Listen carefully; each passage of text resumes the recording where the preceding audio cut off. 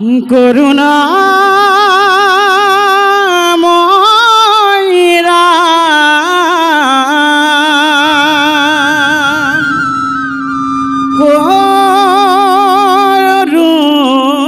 কৰুণা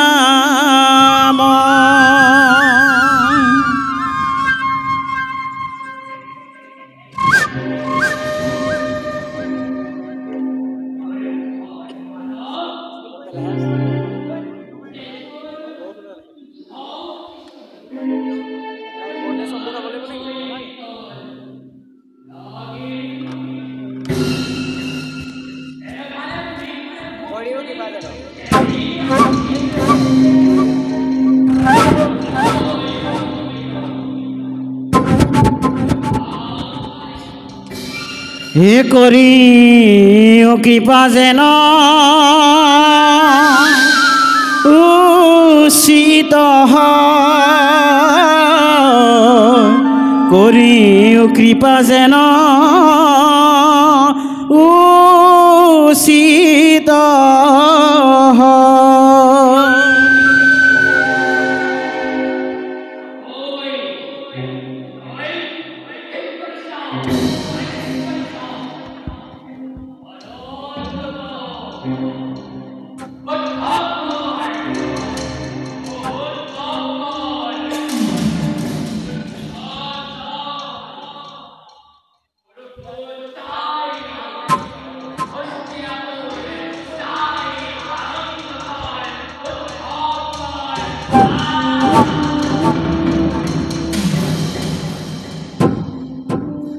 মামা কিহৰ উৎসৱ মামা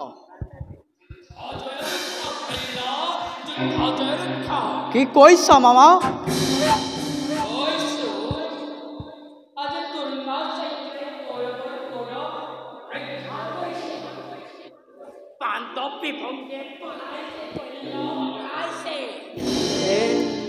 দুৰ্ণ চাইছো আৰু নাই মামা ধৃষ্ট দুৰ্ণৰ হাতত নিহত আমি আমি পৰাজিত মামা।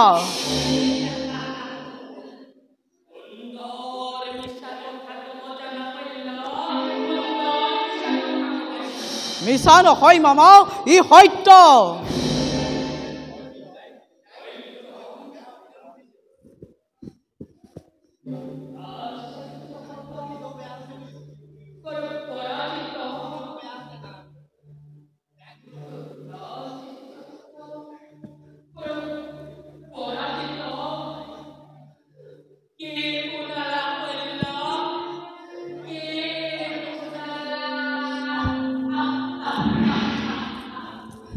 বেজাৰ কৰিলে আৰু কি হ'ব মামা?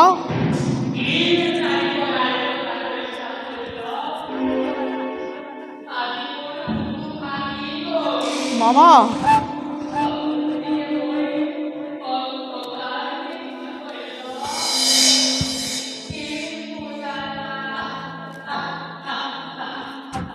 ধৈৰ্য নেহেৰুৱাবা মামা। তুমি অধৈৰ্য হ'লে দুৰ্যোধনক কোনে সান্তনা দিব?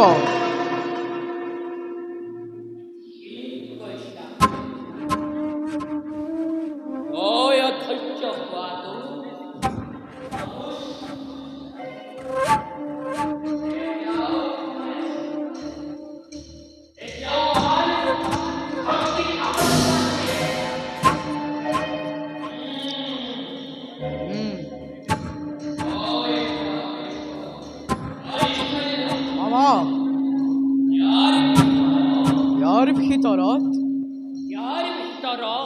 ইয়াৰ ভিতৰত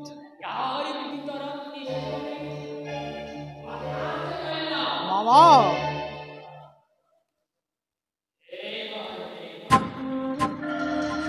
এইবাৰ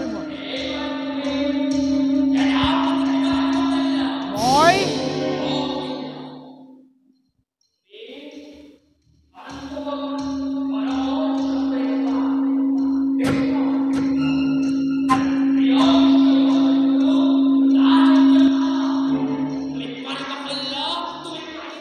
পাৰিম মামা।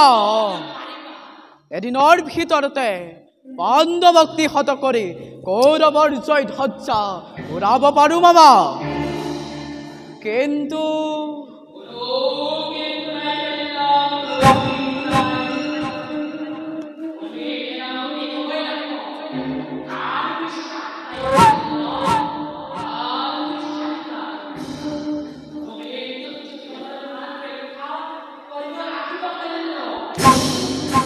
পাৰিম মামা। অতদিনে যুদ্ধৰ গতি নিৰীক্ষণ কৰি আছো আৰু নকৰো। কৌৰৱৰ সেনাপতি হৈ শুনা মামা, পাণ্ডৱৰ নামেই পৃথিৱীৰ পৰা মুছি পেলাম।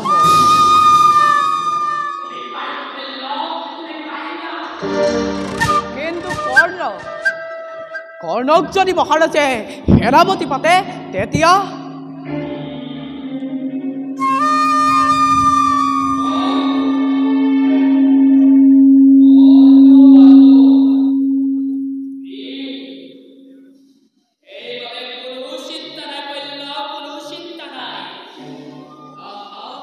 বলো মামা।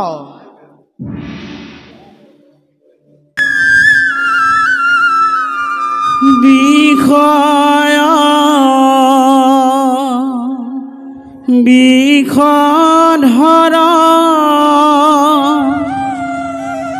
বিষে জ্বৰ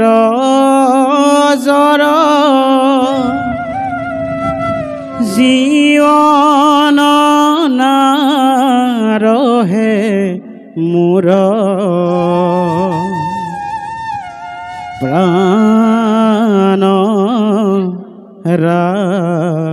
ৰাখবি মোৰ।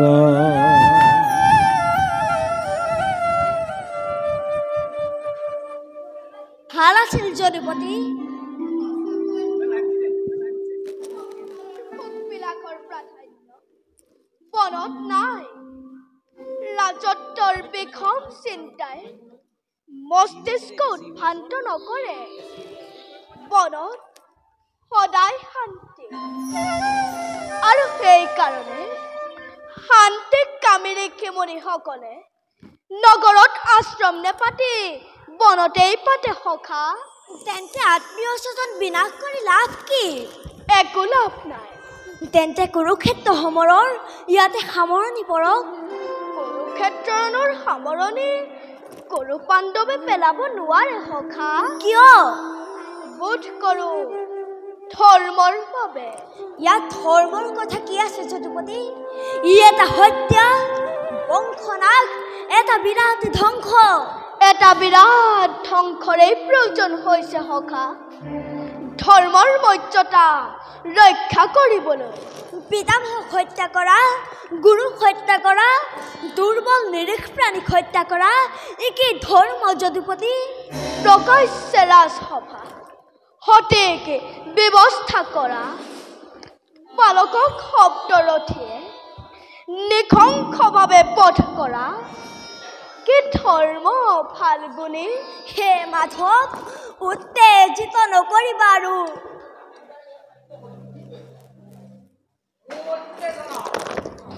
উত্তেজনা নহয় অৰ্জুন, চিৰ লক্ষ্যপথ মোৰ শত্ৰু বিনাশ। ক্ষান্ত হোৱা দাদা, ক্ষান্ত হোৱা। ৰাঙলী কৰিছো হাত পিতামহ ভীষ্মৰ তেজেৰে। ৰাঙলী কৰিছো হাত শিক্ষা দাতা, দীক্ষা দাতা গুৰুৰ তেজেৰে।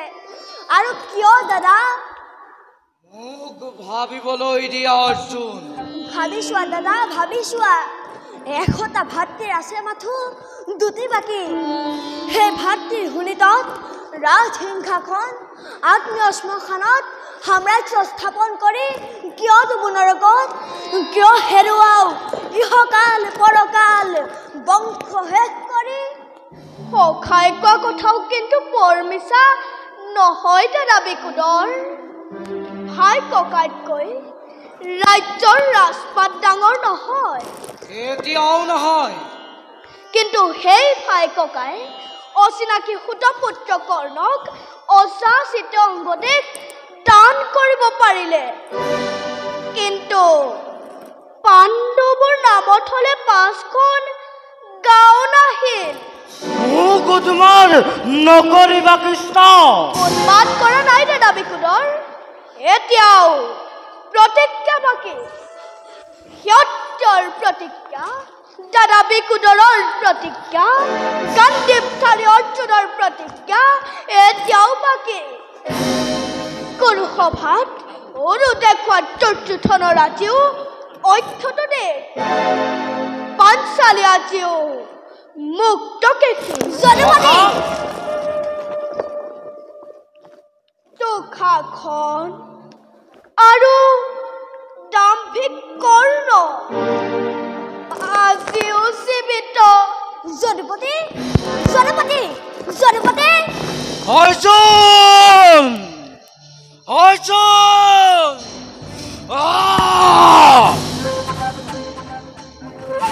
যুক্তি তৰ্ক ধৰ্ম ধৰ্ম যাওক ৰখাতলে। প্ৰতিজ্ঞা প্ৰতিজ্ঞা পালন মোৰ জীৱনৰ ব্ৰত।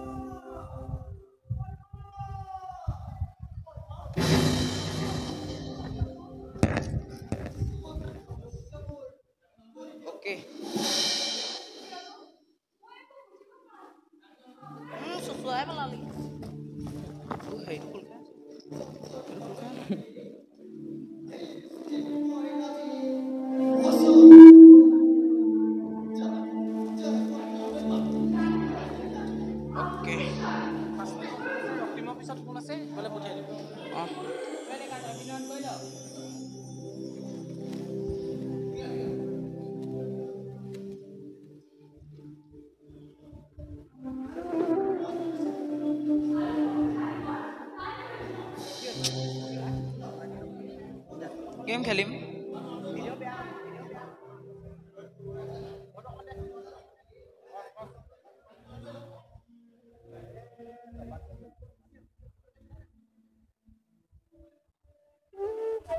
শুনা প্ৰিয়ে সুতপুত্ৰ মই নাজানা নাজানা সুতপুত্ৰ মই আছিলো এদিন কিন্তু কিন্তু আজি হলো কুন্তি পুত্ৰ মই জ্যেষ্ঠ পাণ্ডৱৰ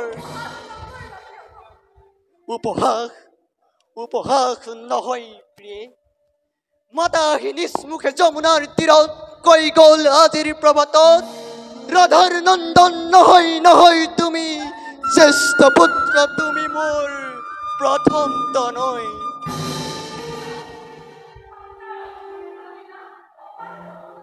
কৰুণা কৰুণা নহয় প্ৰিয়ে ইতে প্ৰতাৰণা নহলেনো নহলেনো ব্যক্ত কৰি জীৱনৰ সোণালী গৰিমা ক্ষীৰ পাতি লৈ লৈ ৰিখিৰ অভিশাপ যৌৱনৰ অন্তিম সময়ত জানিলোহেঁতেন জানো ৰাজ ৰাজেশ্বৰী কুন্তি মাতৃ বুলি মোৰ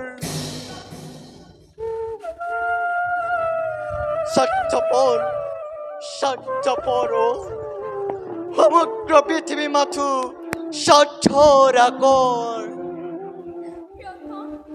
শুনা পদ্মা কলংক কালি মহানি শৈশৱৰ পৰা সহিলো যাতনা কত কত অপমান তেতিয়াতো নেকান্দিল জননীৰ প্ৰাণ ক্ষীণ নিষ্কলুদ্ৰৱ বুলি আচাৰ্য দুৰ্নয় অষ্টভিক্ষা নিদিলে ঘৃণাত দ্ৰৌপদীৰ স্বয়ম্বৰৰ দিনা ক্ষীণ বুলি নিজ বুলি দ্ৰৌপদ পলাই কৰিছিলে কত অপমান সুতক নকৰো বুলি বৰ মাল্যদান কথা তেতিয়াতো নেকান্দিল জননীৰ প্ৰাণ আজি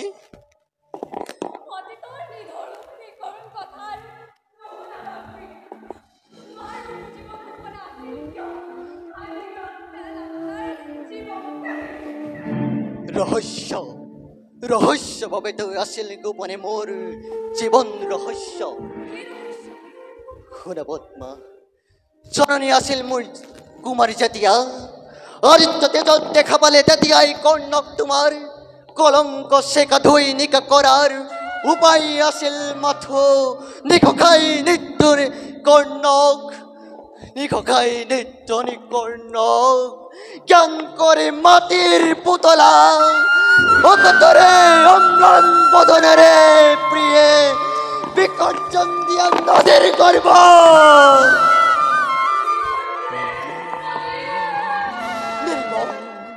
নিৰিব নহল যে নাথাকে নাৰীৰ সতীত্ব মহিমা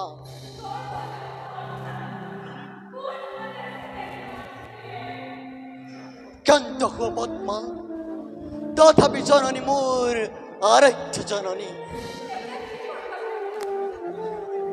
নালাগে ৰাজত্ব মোক নালাগে শ্ৰেষ্ঠতা সুদক্ষ জীৱনৰ শ্ৰেষ্ঠ পদ মোৰ হওক পাণ্ডৱ মোৰ নিজ সহোদৰ হওক কুন্তি আই মোৰ তথাপি নহয় প্ৰিয়ে যে বিফল মোৰ যৌৱনৰ পণ হকা মোৰ ভাতা মোৰ মাথো দুৰ্যোধন হকা মোৰ ভাতা মোৰ মাথো দুৰ্যোধন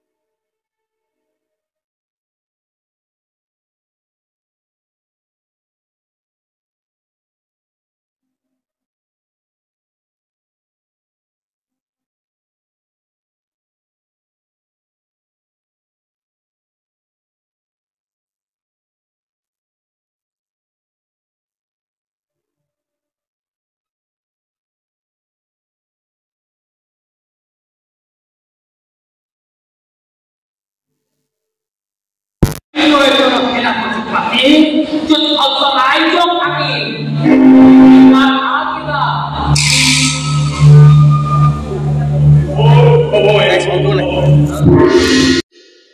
ভাবিছো মাত্র ভাবিছো কে অক্তত বলে আনাচে বান্ধব হেনানি কে অক্তত বলিয়ান হই তনঞ্জয় পারিস নাখিব মোর বিপুল বাহিনী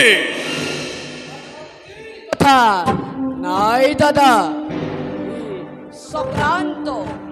সক্রান্তকারী হে কুট কলিয়া কৃষ্ণই নিখণ্ডী অৰ্জুনৰ ৰথৰ আগত বহুৱাই পিতামহক বধ কৰালে আৰু অস্বস্থমা বুলি মিছা সম্বাদ প্ৰচাৰ কৰাই গুৰুদেৱক মৃত্যু মুখত পেলালে দাদা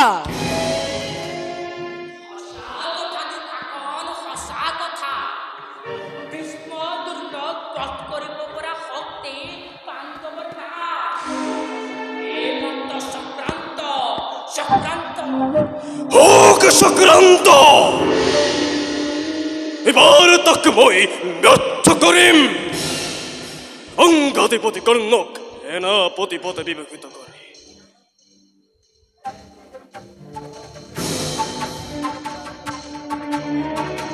পরীক্ষা করিম মামা পঞ্চ ধরে ধরে ও কতে কিমান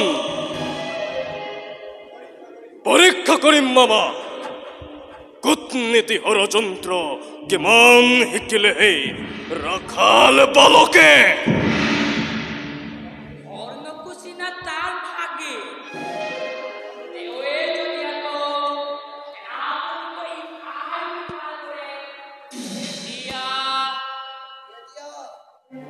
এতে কৈক্ষ সত্য হব ভানু মধ্যাহ্নর বেলা মামা অম্লান্নুখে এতিয়াও ধর্মর মহিমা এতিয়াও পুণ্যবতী শ্যাম বসুন্ধরা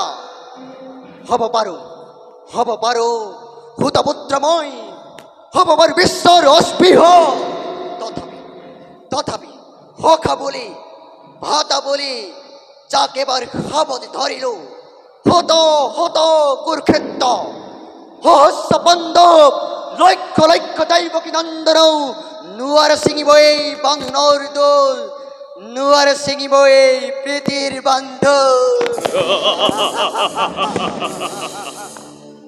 হখা সকলো জান হে তোমাক সেনাপতি পদে বিভূষিত কৰিব খুজিছো দুঃশাসন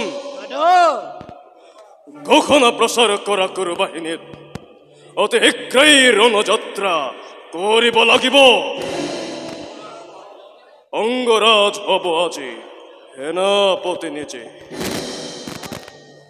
ভাই এবার রণত যদি পরাজয় হব লগা আছে অসম্ভৱ এবাৰ নজয় অনিবাৰ্য দাদা অন্য মহাৰথী যদি হয় সেনাপতি সমৰত কৃষ্ণৰ্জুনে প্ৰমাদ কৰিব আৰু ভীম তুচ্ছ কথা প্ৰকাশ বিক্ৰম মোৰ এবাৰ যুদ্ধত পৰিচয় দিম তাকে দুঃশাসন কোন দুঃশাসনৰ ৰক্তপাত অধিক্ষা ভীমৰ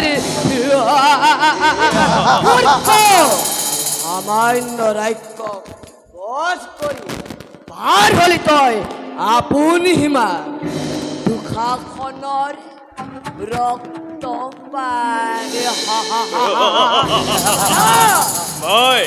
দুঃশাসনৰ ৰক্তপাত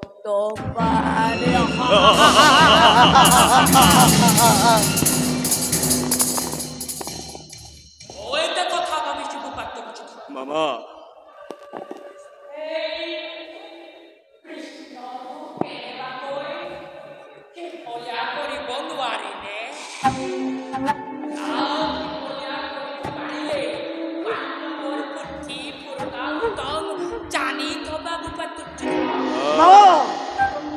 অন্যায় সমৰ এবাৰ কৰিল আৰ নকৰো অন্যায় সমৰ কৰি বালক অভিমন্যু বধ কৰিল সেই হত্যাই শত্ৰু পক্ষ শক্তি নাশ কৰিব নোৱাৰিলে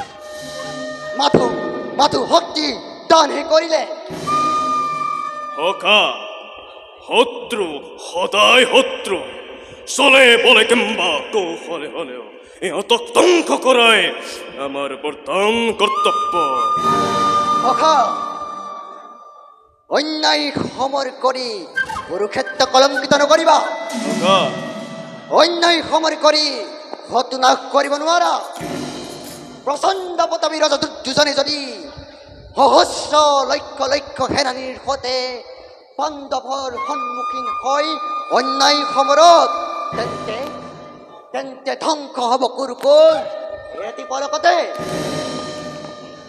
সত্য কথা সখা শৈশৱৰে পৰা উচ্ছেদ হাতিম বুলি এই পঞ্চ পাণ্ডৱৰ কত চেষ্টা কৰিছান তথাপি আজিও পাণ্ডৱ জীৱিত নিৰ্মাণিল যত গৃহ প্ৰয়োগিল হলাহলপি আৰু কত মৃত্যুপৰীৰ কৰিল ৰচনা আতৰতে উৰি গল ষড়যন্ত্ৰঘোৰ সত্য কথা সখা ৰুদ্ৰৰূপ ধৰি মোৰ কুৰু বাহিনী কুৰুক্ষেত্ৰ সমৰ ক্ষেত্ৰত কৰক প্ৰৱেশ অন্যায়ৰ নাই প্ৰয়োজন ভক্তিহীন নোহে দুৰ্যোধন এতিয়াও বৰ্তমান কৰ্ণ দুঃশাসন ধ্ৰুৱ সত্য বীৰে মাথো ধৰ্ম যুদ্ধ কৰি আহ্বান জয় হয় কিংবা মৃত্যু কৰে আলিঙ্গন বীৰে মাথো ধৰ্ম যুদ্ধ কৰি আহ্বান জয় হয় কিংবা মৃত্যু কৰে আলিঙ্গন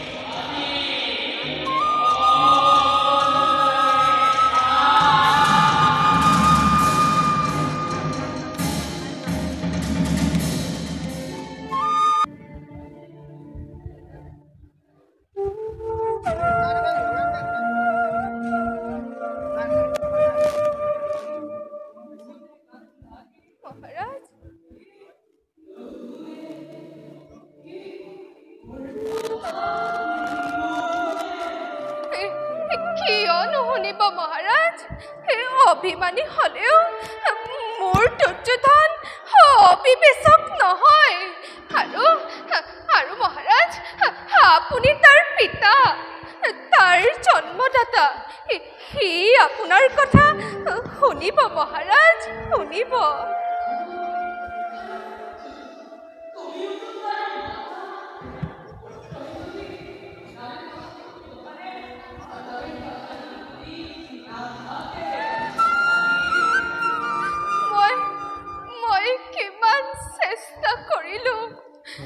কিমান বুজালো কিমান অনুনয় বিনয় কৰিলো কিন্তু মোৰ সকলো চেষ্টা মিছা হ'ল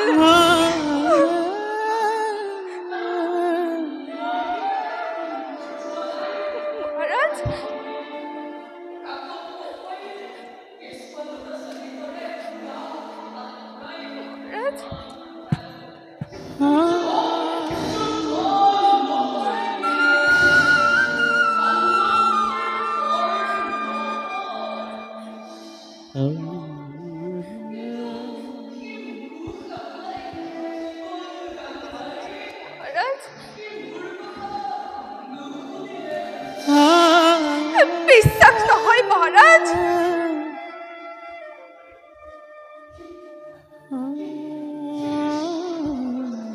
আপোনাৰ কথা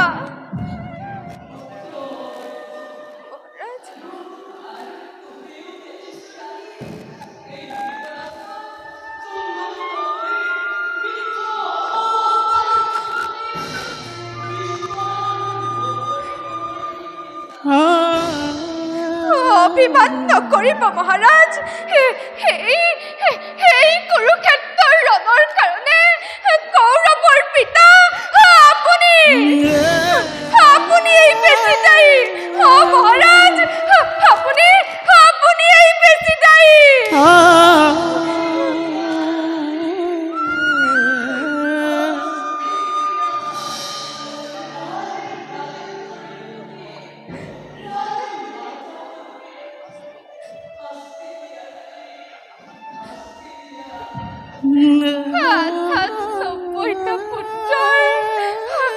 অকাল মৃত্যু দেখি যাৰ বুকু নকপিল সেই কাঠ চেতিয়া পুৰুষক সেই কঠোৰ বাগানক সেই অবলা নাৰীয়ে কি শাস্তি দিব মহাৰাজ কি শাস্তি দিব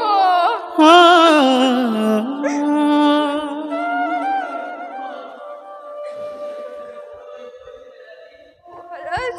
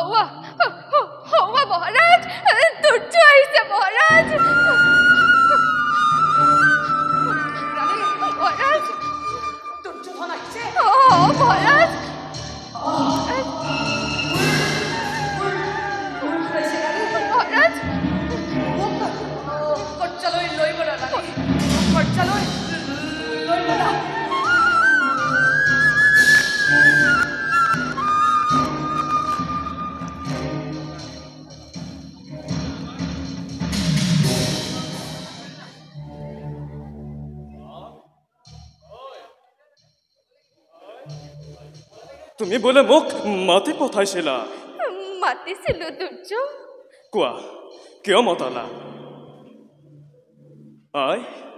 আই তুমি নামাতা কিয় তোমাৰ হৈছে কি একো হোৱা নাই তেন্তে কোৱা কুৰুক্ষেত্ৰৰ পৰা তোমাৰ আদেশতে মই লৰি আহিছো কম ক তই শুনিবি কোনদিনা তোমাৰ অবাধ্য হৈছো আই তেন্তে পাছা তই এই যুদ্ধ পৰিত্যাগ কৰ আই এই একেটা কথাকে কিয় ধৰি আছা কিয় ধৰি আছো পুত্ৰৰ মুখ যে কি বুজাম ভৰ বয়সত এটাকৈ দুটা কম সন্তানে মোক এৰি গুচি গ'ল সিহঁতে মোৰ বুকু হোৱাই আছিল আৰু পাছা আজি এই বুকু উদং হ'ব লগা হৈছে আৰু কিমান সহ্য কৰিম পাছা মোৰ কথা ৰাখ এই যুদ্ধ তই কৰিব নালাগে পাছা এই যুদ্ধ তই পৰিহাৰ কৰ হে জননী পৰিহাৰ কৰিলে সময় মৃত্যু পৰীৰ পৰা আহিব কোৱা মোৰ মৃত ভাতা কৰি পৰিহাৰ কৰিলে সময় পাৰিম নে মুচিব জননী কপালৰ বাক্য ৰেখা বিধাতাই লিখা দুৱাৰে মুচিব কেবে বিধিৰ বিধান সেইবুলি পাছা আপোন ঘৰত চলিলে যি বিখন অগনি আৰু তাক চলিবলৈ নিদিবি পাছা আৰু তাক চলিবলৈ নিদিবি যে অগ্নিয়ে দহন কৰিলে মোৰ ভ্ৰাতা স্নেহৰ যে অগ্নিয়ে দহন কৰিলে মোৰ আত্মীয় স্বজন এই অগ্নি জনক জননী হয় যদি তক্ত হওক শিৰহত্ৰ মোৰ নতুবা নিজেই দহি চাই ভস্ম হৈ উৰি উৰি গুচি যাওঁ পৰলৈ মাতৃৰ আজ্ঞা লংঘন নকৰিবি পাছা অন্তমক অপৰাধী নকৰিবা মাতা জানো মই বেদ বাণী তোমাৰ আতে কিন্তু কি কৰিম মেলি দিলো তৰি মোৰ মহা চলাতে নাহে ঘূৰি নোৱাৰো ঘূৰাব যদ্যপি নাপাই মাতা তাৰ লক্ষ্যতীৰ পাঁচখন গাঁও মাত্ৰ খুজিছে পাণ্ডৱে তাকেদি নকৰ কিয় সন্ধি এতিয়াও দয়াশীল যুধিষ্ঠিৰ হাতৰে সন্মতি দিব সন্ধিৰ প্ৰস্তাৱত সন্ধি পাছা সন্ধি কৌৰৱৰ সন্ধি মাতা পাণ্ডৱৰ হতে তাত ক্ষতি কি ক্ষতি একো নাই কিন্তু সেই সন্ধিৰ কাৰণে যুদ্ধ আয়োজন মোৰ নাছিল জননী সেই সন্ধিৰ কাৰণে লক্ষ লক্ষ বীৰে প্ৰাণৰ মমতা এৰি প্ৰিয়জন কৰা নাই প্ৰাণদান উন্মাতৰ দৰে মাতা জন্ম মোৰ ক্ষত্ৰিয় কুল বীৰ মই চন্দ্ৰবংশী ৰাজৰাজেশ্বৰ প্ৰাণৰ ভয়ত আজি কাপুৰুষ হৈ পাণ্ডৱৰ চৰণত প্ৰণিপাত কৰি সন্ধি ভিক্ষা নকৰো শুনা মাতা সন্মুখত তুমি মোৰ আৰাধ্য গোসানী কাষৰ শয্যাত জন্মদাতা পিতা মোৰ উপাস্য দেৱতা শুনা দুইৰো আগত পুনঃ কৰো নিবেদন যুদ্ধ তেজি পাণ্ডৱক শীঘ্ৰ মেদিনী প্ৰাণন্তেও নিদিও হ'ব লগা আছে যদি সোণৰ হস্তিনামৰ হওক সাৰখা দিব লগা আছে যদি দিম ৰঙা ৰক্তকা পিতা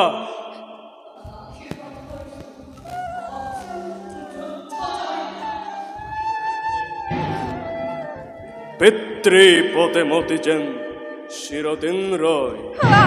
আৰু যদি হয় পৰাজয়? তোমাৰ সন্তান মই, নাই মৃত্যু ভয়। ও মাতা, তোমাৰ সন্তান মই, নাই মৃত্যু ভয়।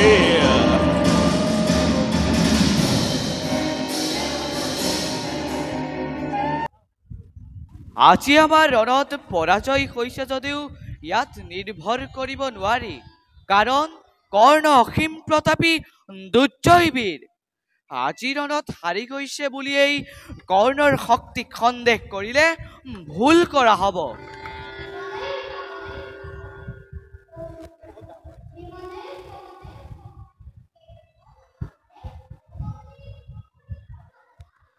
এই ধাৰণাকে মনত আবাস লৈ ময়ো যুদ্ধ আবাহন কৰিছিলোঁ, কিন্তু দুখ লাগে, মাজে মাজে অনুতাপ হয়। নিজৰ বংশ নিজেই নাশ কৰি আমি কি কৰিছোঁ?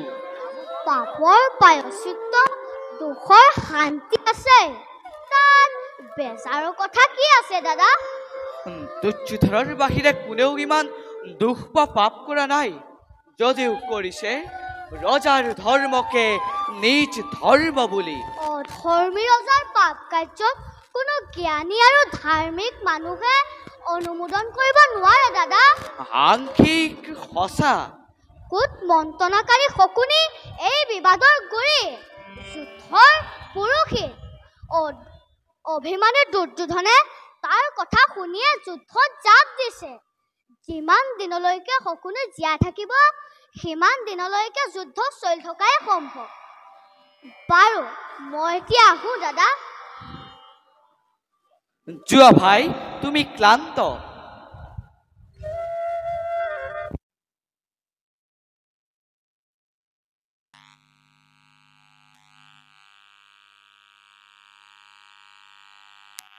তুমি এই আদি, তুমি এই হে, এই অভূত সন্তানক তুমি কলৈ টানি নিছা প্ৰভু?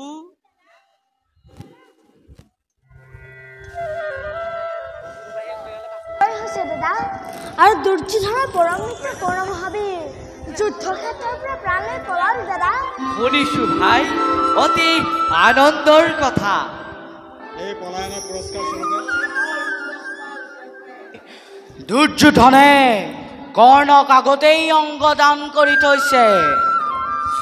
কিন্তু দাদা, দুৰ্যোধনৰ কিন্তু ধৈৰ্য প্ৰশংসা নকৰি নোৱাৰি দাদা। এতিয়াও ধৈৰ্য, এতিয়াও বুকু ডাঠ। ৰজা স্বৰূপে, মানুহ স্বৰূপে দুৰ্যোধনৰ ক্ষত্ৰিয় স্বৰূপে গুৰুৰাজ যথাৰ্থ বীৰ। সেই বীৰত্ব যাব, দাঁত বুকু কঁপি উঠিব। কেনেকৈ ভাই?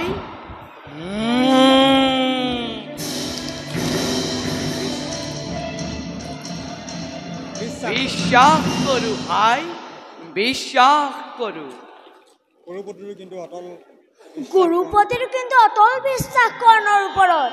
অযোগ্যত বিশ্বাস স্থাপন কৰা নাই ফাল্গুনী। হ'ব পাৰে যোগ্যজন, কিন্তু এইদৰে পলাবলৈ হ'লে সেই বিশ্বাস কিমান দিন থাকিব?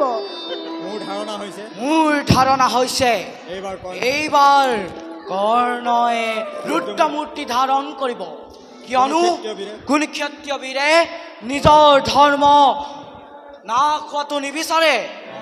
মোৰো সেয়েই অনুমান। তাৰ বাবে চিন্তা নাই দাদা, যদুপতি আমাৰ সহায়।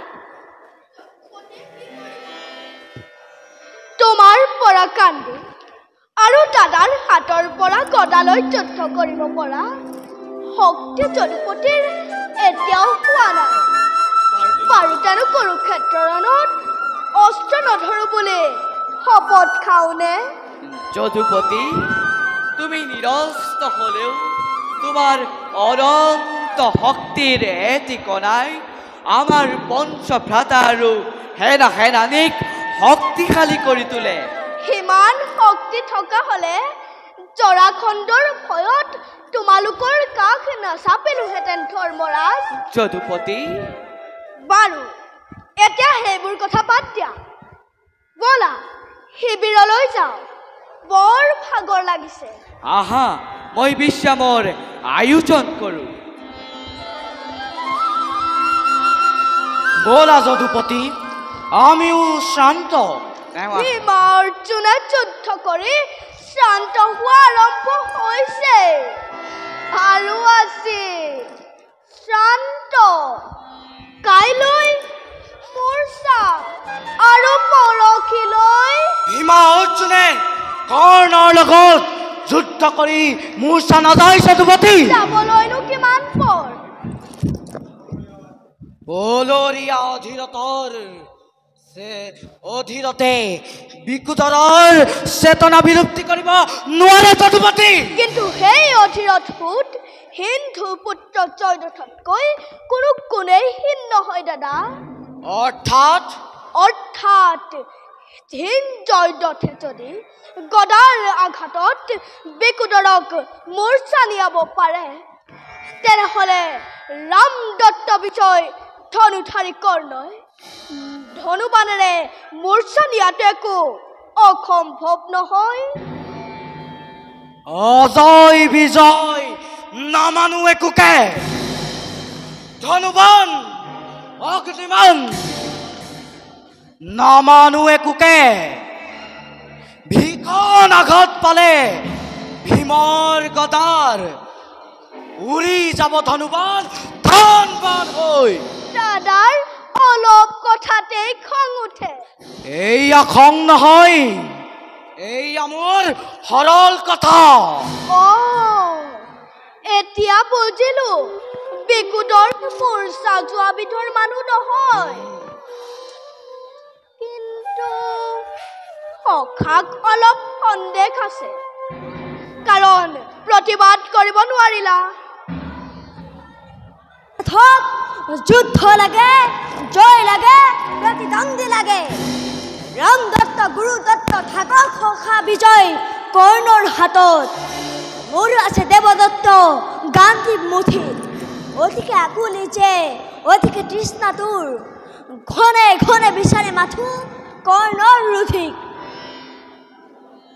মোৰো একেই তৃষ্ণাতুৰ মন। মোকো লাগে দুখাখনৰ বুকুৰ অমিত। বাবা আহা এতিয়া।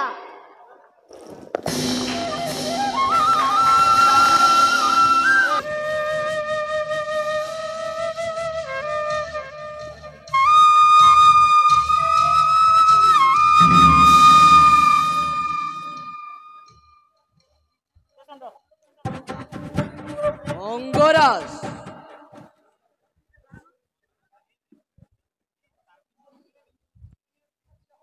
আমাৰ অজস্ৰ সৈন্য নিধন হৈছে। অংগৰাজ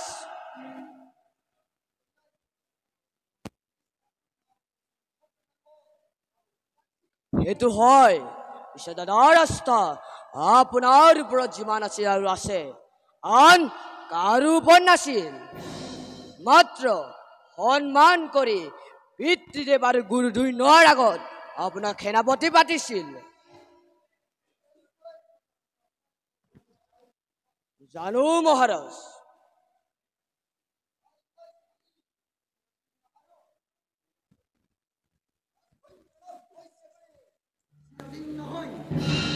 পাণ্ডৱৰ লগত কৌৰৱ হাৰিবলৈ হলে আমাৰ জন্ম ধাৰণ কৰা মিছা হব। বীৰ বুলি, ক্ষত্ৰিয় সন্তান বুলি পৰিচয় দিয়া কোনো মূল্য নাথাকে।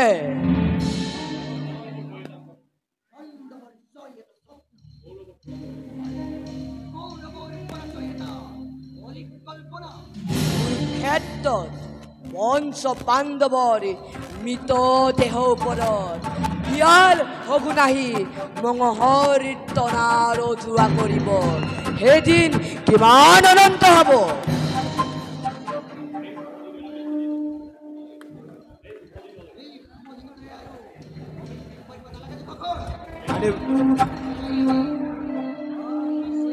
আনিবই লাগিব কৰ্ণ আৰু দুৰ্যোধনৰে গদা কৰ্ণ মহাৰথী ধনু আৰু সপোনিৰ মন্ত্ৰণা কথা ধেমালি কথা নহয় সেইদিন আনিবই লাগিব বাৰু আপুনি অলপ সময় অপেক্ষা কৰক মই দাদাক জনাওঁ দাদা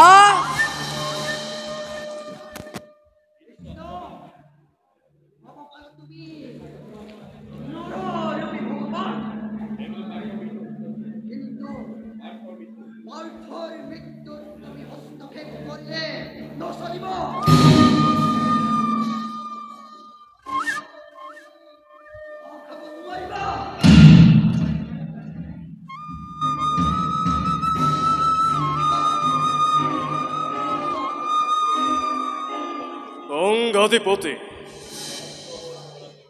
পাণ্ডৱৰ পৰাজয়ৰ বাৰ্তা শুনি সুখী হলো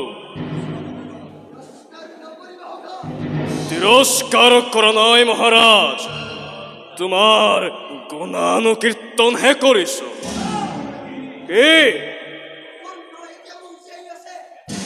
এটা অমান্য কৰো হেনায়ো প্ৰাণ ধাৰণ কৰি পলৰীয়া হবলৈ লাজ পায় মহাৰাজ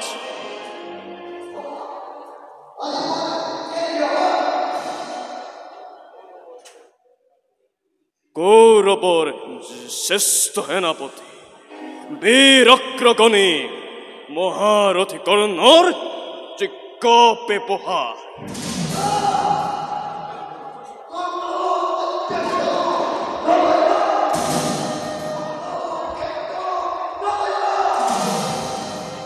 প্ৰকৃতি দেখুৱাবলৈ কি তুমি মোক নাৰীকৰণ কৰিছা মহাৰাজ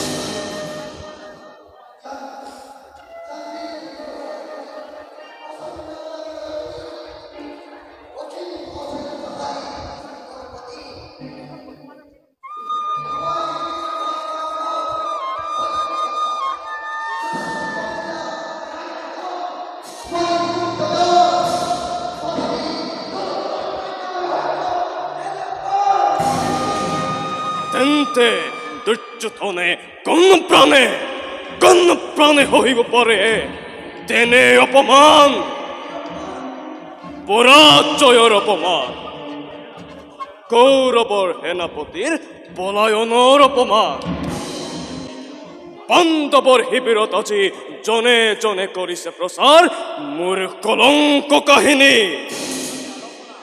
বাটে ঘাটে আলোচনা বনবাসী পাণ্ডৱৰ নিপুঞ্চা নেকি চাই ৰণ পণ্ডিতত ভেদ হল কৌৰৱৰ বিৰাট বাহিনী অৰ্ধস্যকে প্ৰাণ লৈ যচিলে সমৰ ভিক্ষাৰীৰ তিৰস্কাৰ বিদ্ৰোপৰ পানী দুৰ্বলীৰ এনে অহংকাৰ কোন প্ৰাণে সহিব পাৰে ভাৰতৰ এক হস্তি ৰজা অম্লান বদনে আছে লম হেৰ পাতি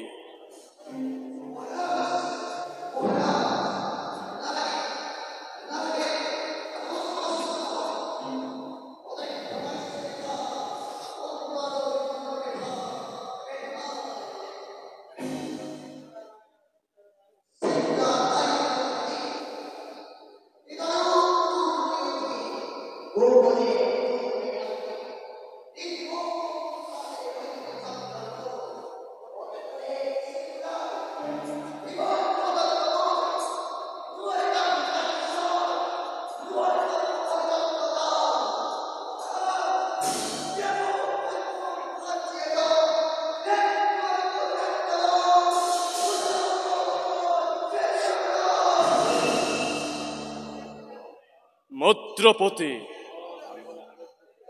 কোৱা কৰিবানে হৰত্য স্বীকাৰ কৰবতী চৰে অৱশ্যে মই কৰিম পালন আদেশ নহয় ৰাজা ই মোৰ অনুৰোধ আনন্দেৰে কৰিলো স্বীকাৰ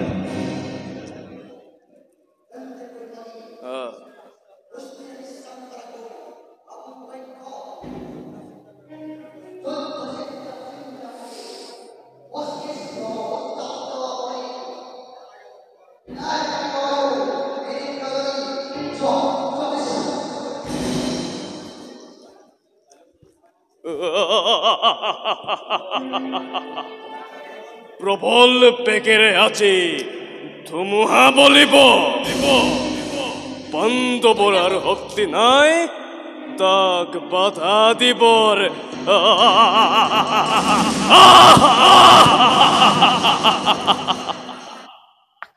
বাধা দিবৰ শক্তি আছে বুলি জানিলে কি কৰিবা দুৰ্যোধন কি কৰিবা চকুৰ আগতেই দেখো ভীষ্ম গৈছে দ্ৰোণ গৈছে কৰ্ণ আকৌ পলাইছে আকৌ কৈছা বাধা দিবৰ শক্তি নাই অন্ধ উন্মাদ এতিয়াও বিশ্বাস আছে পাণ্ডৱক ধ্বংস কৰিম এতিয়াও বিশ্বাস আছে কুৰুক্ষেত্ৰত বিজয় পতাকা উৰুৱা প্ৰলাপ তেজৰ পিয়নি থাকে মানে এই প্ৰলাপ থাকিব যেদিনা তেজ চেঁচা পৰিব গোট মাৰিব দন্তনিয়াসীৰ কোচ খাই পীঠ সগুণৰ ঠোঁটৰ আগত ওলমি পৰিব সেইদিনা এই প্ৰলাপ ক'ত থাকিব দুৰ্যোধন ক'ত থাকিব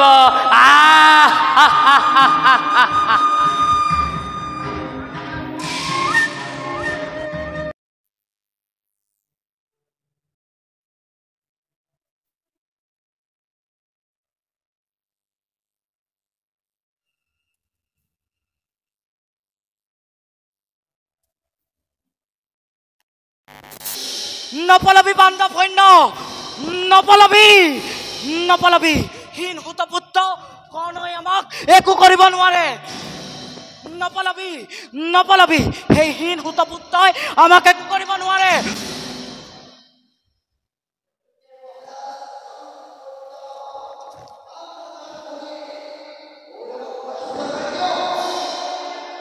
কৌৰৱৰ পদহেই চাচা তোৰ সন্মুখত আজি কালন্তক যাওঁ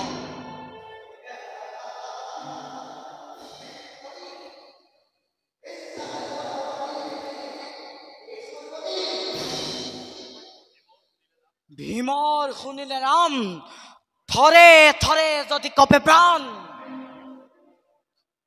কিয় হলি তই কৌৰৱৰ সেনাপতি ভীৰু পুৰুষৰ হাতত পৰশুৰামৰ ধনু কিয় কৰিছ খুচি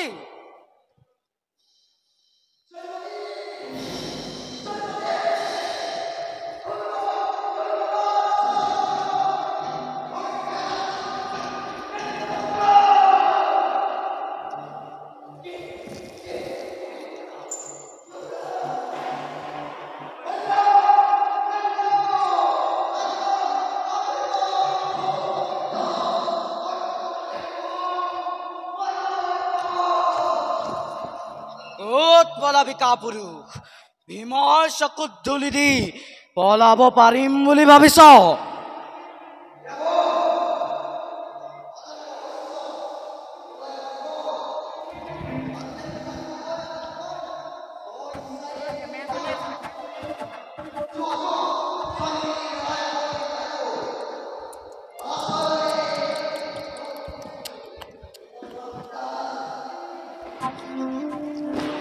চতুৰ ৰাধাৰ নন্দন নাপাবি নিস্তাৰ ভীমৰ হাতে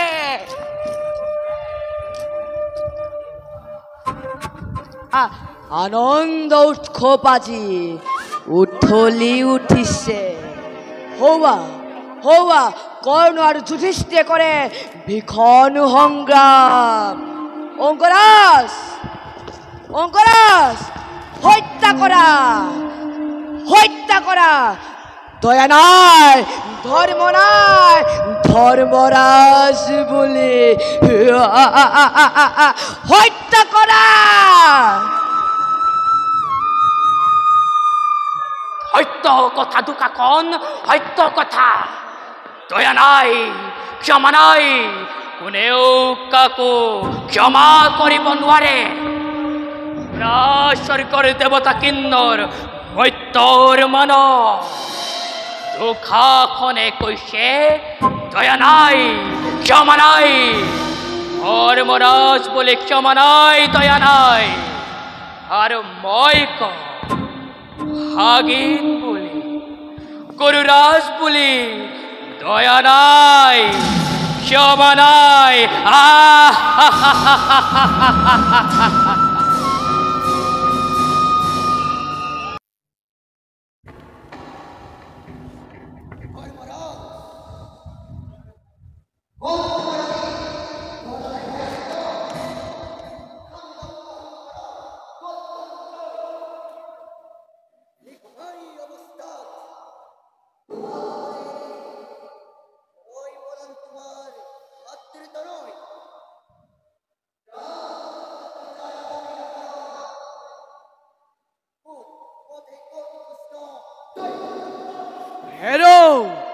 হেৰৌ ৰাধাৰ নন্দন, এৰি দে মোক, যদি পুনৰবাৰ মৃত্যুদণ্ড তোক দিও উপহাৰ।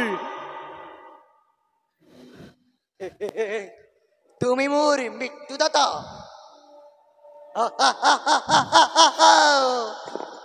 বুদ্ধিহীন মতি ছন্ন নহৈ বিধাতা। ধৰ্মৰাজ যোৱা, আনন্দৰে দিছো মুক্তিদান।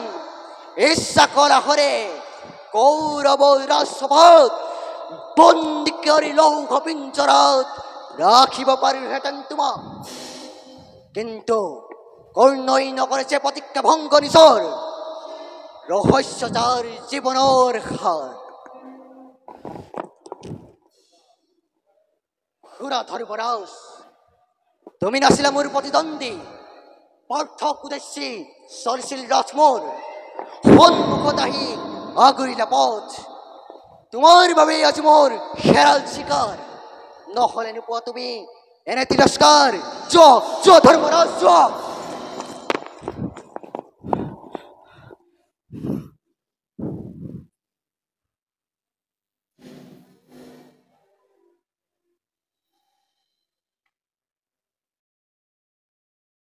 কৃষ্ণা, কৃষ্ণা,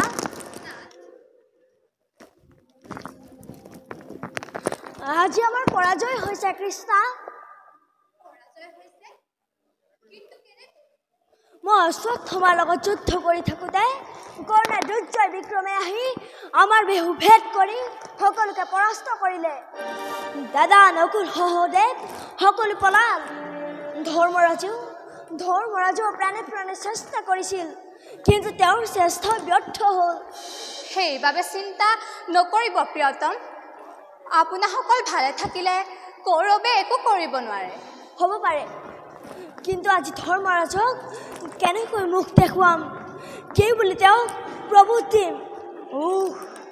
মই যদি গুৰুপুত্ৰৰ লগত ব্যস্ত নাথাকি কৰ্ণক প্ৰতিৰোধ কৰিলোহেঁতেন। অনুতাপ কৰিলে কি হ'ব নাথ? হোৱা কথা হৈ গ'ল। আক্ষেপ কৰি লাভ নাই সঁচা, কিন্তু আজিৰ জয়ে অভিমানী দুৰ্যোধনৰ তেজ দুগুণে বহাব। সদায় পৰাস্ত হৈ ভগ্নোৎসাহী হোৱা কোনো সেনায়ো আজি উৎসাহ পাব। এদিনৰ পৰাজয়ে আমাৰ সেনাক হতাশ কৰিব নোৱাৰে নাথ। যদি ধৰ্ম আছে, যদি পাপ পুণ্যৰ বিচাৰ আছে, সেই অহংকাৰী দুৰ্যোধনৰ শেষ ফল শোচনীয় হ'বই হ'ব। কৃষ্ণা, তোমাৰ বাক্য যেন সত্য হয়। সৌৱা মহাৰাজ আহিছে। যোৱা তুমি শুশ্ৰূষাৰ ব্যৱস্থা কৰাগৈ। ভাল নাথ।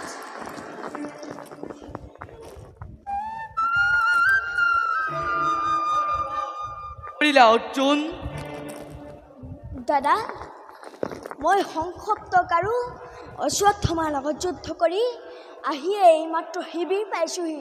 তেন্তে কৰ্ণ এতিয়াও জীৱিত। দাদা মহাৰাজ অপদাৰ্থ, এই বীৰত্ব হিতই কৰ্ণবধৰ প্ৰতিজ্ঞা কৰিছিলি। এই বীৰত্ব হিতই তৰ্জন গৰ্জন কৰি দুৰ্যোধনৰ ওপৰত প্ৰতিশোধ ল'ম বুলি কৈছিলি। ক্ষান্ত হোৱা দাদা, ক্ষান্ত হোৱা। পিতৃসম পূজ্য তুমি মোৰ। জানিলোহেঁতেন যদি আগে এবাৰ ৰাধাৰ তনয় আজি পৰাস্ত কৰিবা বুলি চাৰি ফাটা মোৰ কৰ্ণক চেষ্টাই এৰি ৰণ প্ৰাংগণত নাথাকো আবদ্ধ দাদা দ্ৰোণীৰ লগত।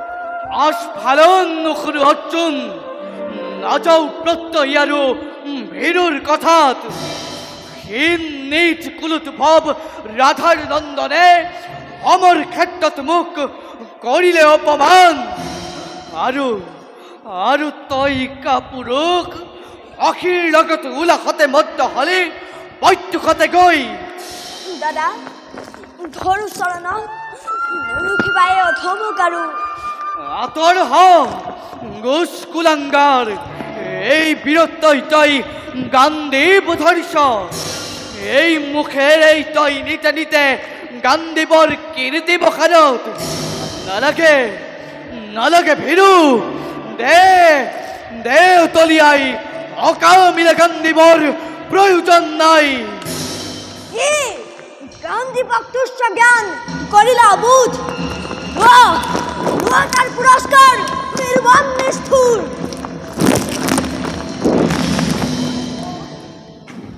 মাটিৰ মানুহ পৰে মাটিতে নিয়তি গৰাকী মাথো জনম মৃত্যু। যদুপতি যে জনে গান্ধীবক কৰে তিৰস্কাৰ, হতা হওক গুৰু হওক বিনাশিব ফাল্গুনিয়ে এই অংগীকাৰ। ধৰ্মৰাজ শ্ৰেষ্ঠ যাৰ, পিতৃতুল্য যাৰ, সেই মহাগুৰু নাখি নেলাগে পালিব পাৰ্থ সত্য অংগীকাৰ। তেন্তে ব্যৰ্থ হ'ব মোৰ সত্য অংগীকাৰ। নহয় কদাপি ব্যৰ্থ, আছে অন্য উপায়। বিস্মিত নহবা পাৰ্থ, নোৱাৰা যদিহে ল'ব নেন্দুকৰ প্ৰাণ। আছিল প্ৰতিজ্ঞাতব নিষ্প্ৰাণ দান। সত্য সত্য যদুপতি আছিল বিস্মিত। দাদা মহাত্মান জীৱন নিৰ্মালে মোৰ নৱসায় ইয়াত। ভাঙিব খুজিছিলো আগে দেৱ পূজা ভাগ। ক্ষমা কৰা দাদা, চিন্তা নাই আৰু যদুপতি। আপুনি বিদাৰি আজি বৈক্ষ আপোনাৰ দৰ্পণ কৰিম তাৰে সত্য অংগীকাৰ।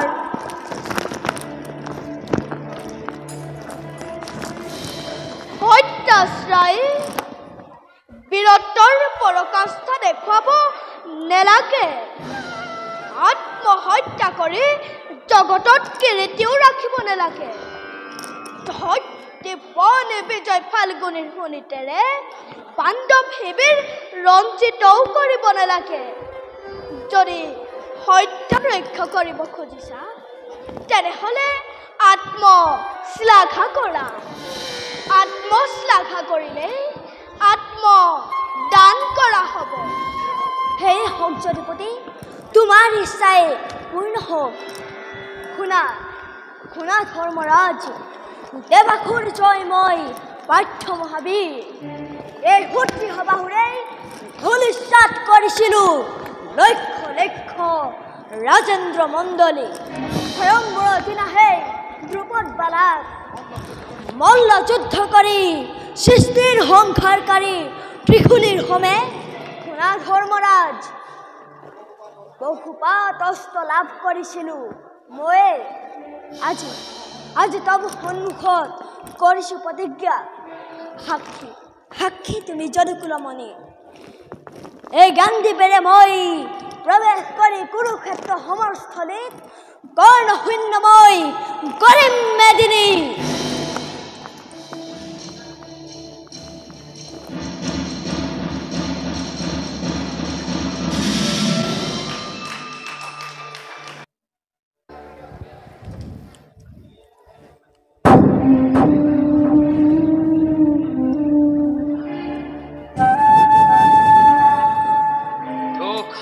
হও। আজি তোমার পরীক্ষার দিন। কৌরবেশ্বর দুর্যোধনের শ্রেষ্ঠ ভারতে তুমি বিকুতরর যোগ্য প্রতিদ্বন্দ্বী। এই কতারা খাতত রেখা ভীমর হিরসুন্দ করে আকরিক লীলা খেলার আজেই শেষ কৰিব লাগিব দুখাখ। সন্দেহ কৰিছা মামা। আই কৰা দুখাখ। দুখাখনৰ প্ৰতাপ তুমি এতিয়াও দেখা নাই। যাৰ ভয়ত স্বৰ্গ দেৱতা কম্পমান, যাৰ ভয়ত পাতালৰ বাসুকী মূৰ্ছিত। সেই দুখাখনৰ আগত মামা ভীম কোন ভীম। জাম পাপিষ্ট অধম দুলাৰ কন্ত ইষ্ট দেৱতাক তই কস্মৰণ আৰু তই মই নখ বিকুতৰ মই নখ। মই ৰজস্বলা দুপতিক চুলিত ধৰিব খোজা নাই। এক অৱস্থা সঠিক ৰাজসভাৰ মধ্যত ব্যৱস্থাও কৰিব খোজা নাই। মোৰ পক্ষৰ অমৃত পান কৰিম বুলি তুমি প্ৰতিজ্ঞাও কৰা নাই।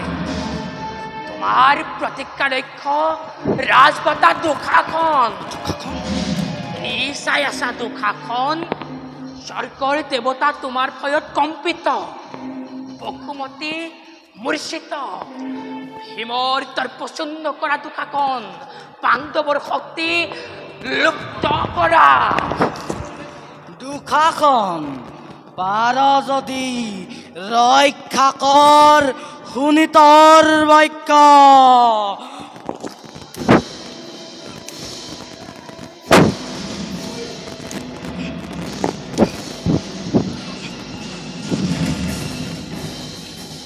আগত যা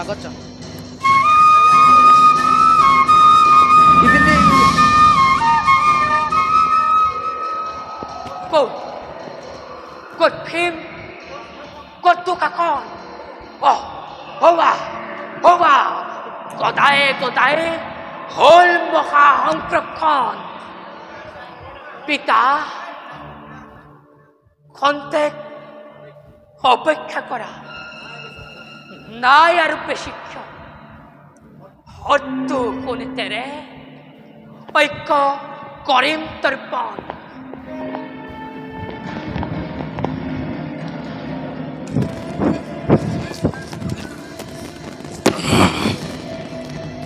পাখণ্ড ধম তই এই হাতেৰে পাঞ্চালীকে স্পৰ্শ কৰিছিলি। আজি তোক কোনে বচাব? মাত তোৰ দুখাখনক, মাত তোৰ কৰ্ণক আৰু সেই মাতুল শকুনিক মাত।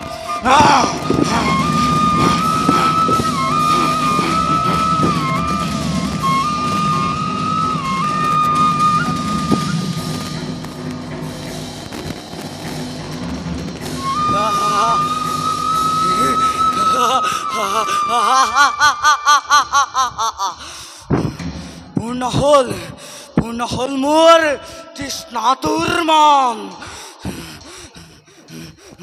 ভীম আজি নহয়, ভীম আজি দুৰ্দান্ত ৰাজ্য। নৰ ৰক্তপায়ী ৰাজ্য। কৃষ্ণ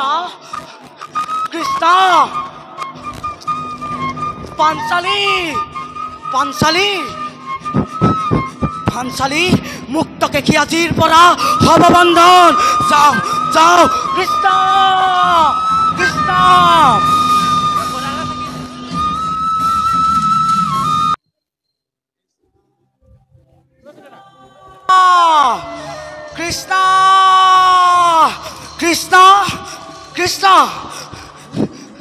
কি গোটেই গাত তেজ আপুনি আহত হৈছে আহত হোৱা নাই নিহত হৈছে নিহত আপুনি কি কৈছে গোটেই গাত তেজ অথচ ভয় নকৰিবা প্ৰিয়ে ভয় নকৰিবা মই নৰ ৰক্ত প্ৰাণ কৰি আহিছো নৰ ৰক্ত এয়া এয়া তোমালৈও লৈ আহিছো নৰ ৰক্ত প্ৰাণ কৰি আহিছে কাৰ ৰক্ত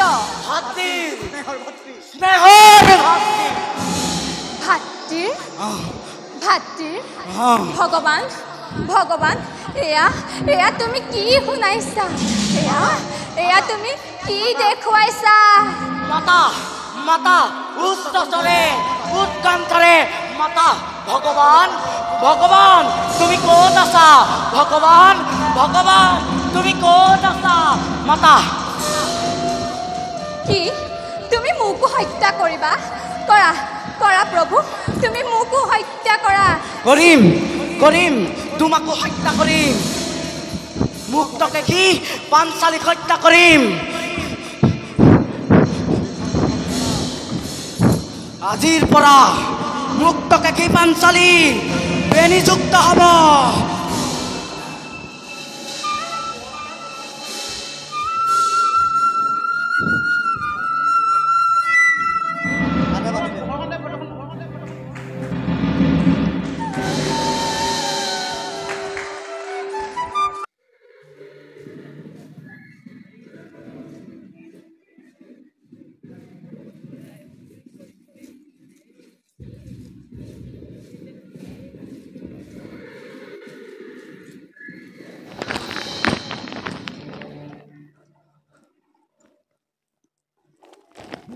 পাৰ্থ পাৰ্থ বীৰ চূড়ামণি গ্ৰাহ মোৰ ৰথচাক্য ৰাক্ষসী ধৰাই খন্তেক খন্তেক অপেক্ষা কৰা বিদাৰী বৰৰ দক্ষ মুক্ত কৰ ৰথ কৰিলো অপেক্ষা শীঘ্ৰে মুক্ত কৰা ৰথচক্ৰ সাৱধান ধনঞ্জয় কোনো ক্ষমা নাই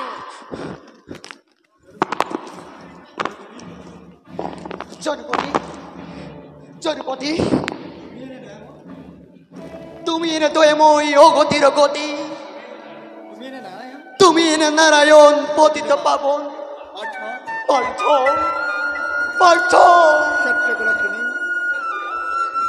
ক্ষত্রিয় কুলমণি তুমি ভারতীর কথা শুনি বংশর কলঙ্ক হানি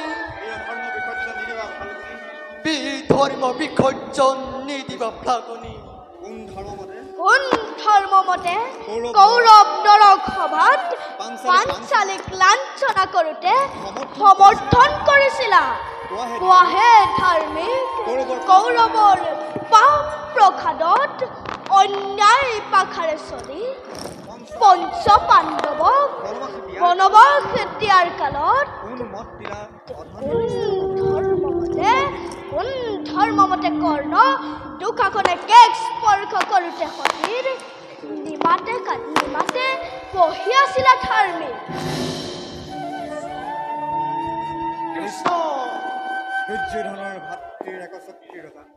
দুৰ্যোধন ভাৰতৰ এক শক্তি ৰজা অনুগত প্ৰজাপথ মই ৰজা ধৰ্মই ধৰ্ম পালিত প্ৰজা কিন্তু জনপতি তুমিতো নোহোৱা কাৰোৰে অধীন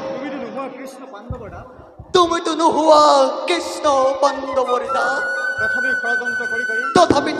তথাপিতো ষড়যন্ত্ৰ কৰি স্বৰ্ণময় ভাৰত ভূমি অগণি চলা কিন্তু পায়ে পায়ে কন্দল লগা যুক্তি তৰ্ক বিচৰাৰ নাই প্ৰয়োজন অৰ্জুন অৰ্জুন এই পাখণ্ডই দুগ্ধ পক্ষ সুকুমাৰ সুভদ্ৰাৰ আলাসৰ লাৰু প্ৰাণাধিক অভিমান্যক তোমাৰ অন্যায় পাখাৰে চলি পঞ্চ পাণ্ডৱক নিৰ্মমভাৱে হত্যা কৰিছিলে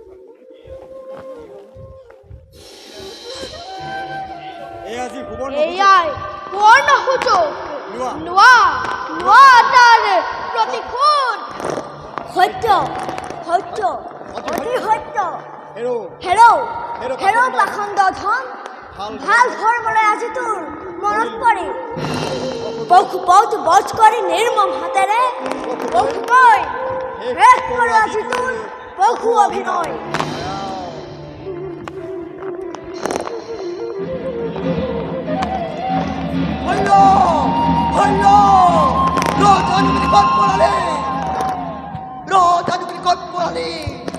সেরেও খঞ্জেও কুলগরি প্রবিষ্ঠ রেখি হবে ব্রহ্ম হবে চঞ্চরতন হুয়া করে আজি এই বিজয়ের শিরচ্ছেদ করে বিজয়ের পূজারি হই মাধব পুজলি হতেন চন্দ্রমুন্দ দূরে তার আগতে আজি তোৰ শুনিতাৰে কৰো পূজা মাধৱৰ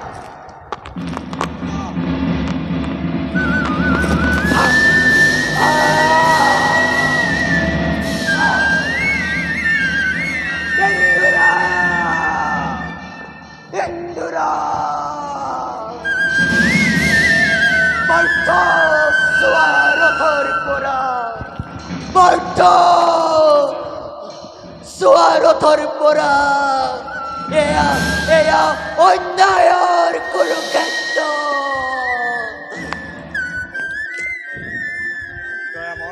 দয়াময় শেষ হ'ল আজি মোৰ জন্ম দয়াময় শেষ হ'ল আজি মোৰ জন্ম অভিনয় জন্মৰ অভিনয় জন্মান্তৰে পদকমল জন্ম জন্মান্তৰে জন্ম জন্মান্তৰে স্থান দিয়েছে পদকমলে এই মোৰ অন্তিম ভিক্ষা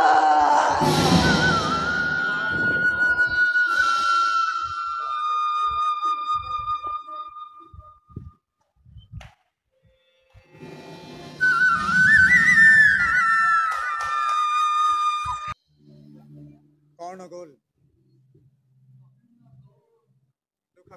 খাখন গ'ল কৌৰৱ সৈন্য আজি ধ্বংস হ'ল আৰু তাৰ বাবে কথা নকবি মোক মোক ভাবিবলৈ দে সকলো গৈছে কিন্তু কিন্তু শকুনি এতিয়াও জীয়াই আছে দুৰ্যোধন ব্ৰহ্মতালত কালসৰ্পই দংশন কৰিলে ধৰণী ধৰিব জানো চিতাত বহুৱা মৃততে সঞ্চাৰ কৰিব পাৰ দুৰ্যোধন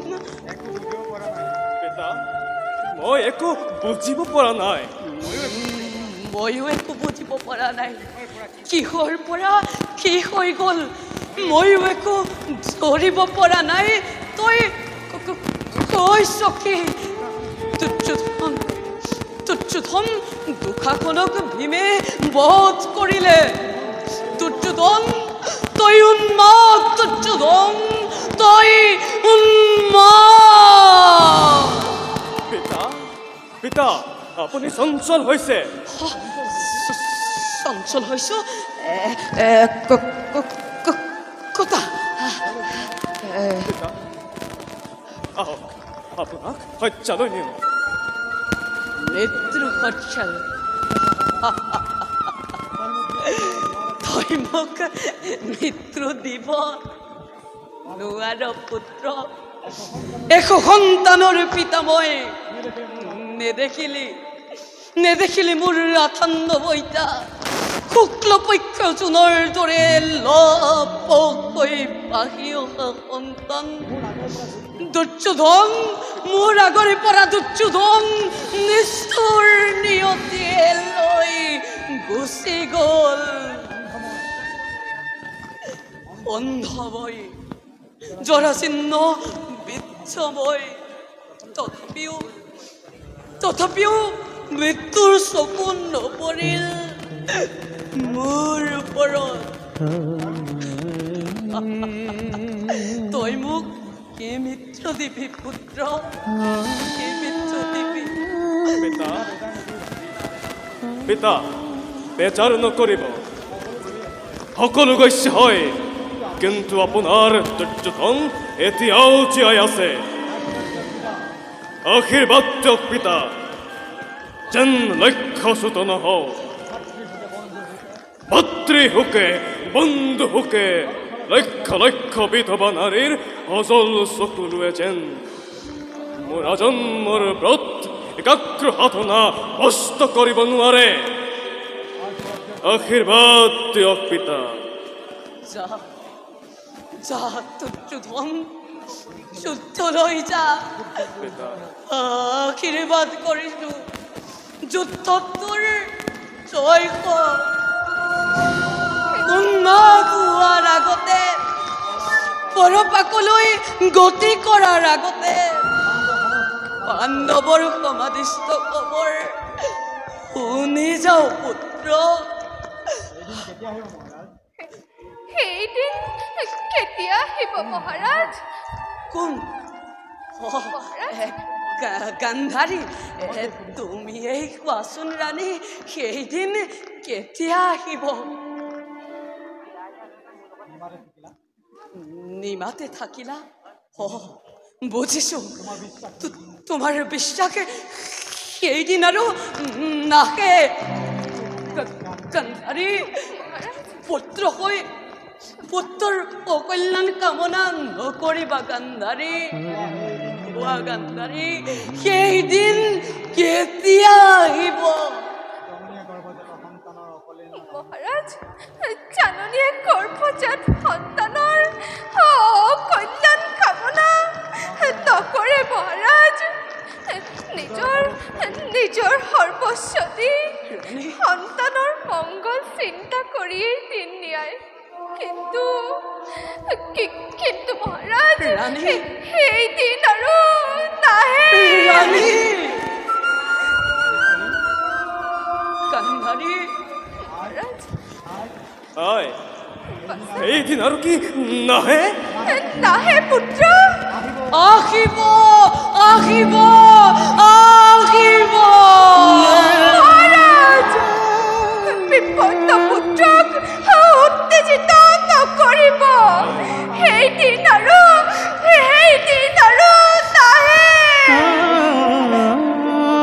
সেইদিন আৰু যদি নাহে নালাগে আহিব বান্ধৱ ৰণজয়ী হওক দীৰ্ঘজীৱী হওক একো কথা নাই সেই বুলি হতাশাৰ সমনীয়া কাঢ়ি পশ্চাৎপদ ময়ো নহওঁ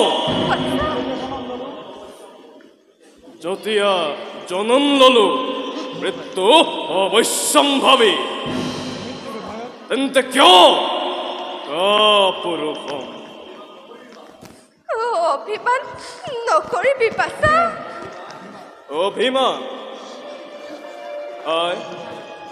জগতৰ চকুৰ আগত দুৰ্যোধন অভিমানী সঁচা কিন্তু তোমাৰ কাষত মাতৃৰ কাষত তোমাৰ মৰমৰ দুৰ্যোধন ৰাণী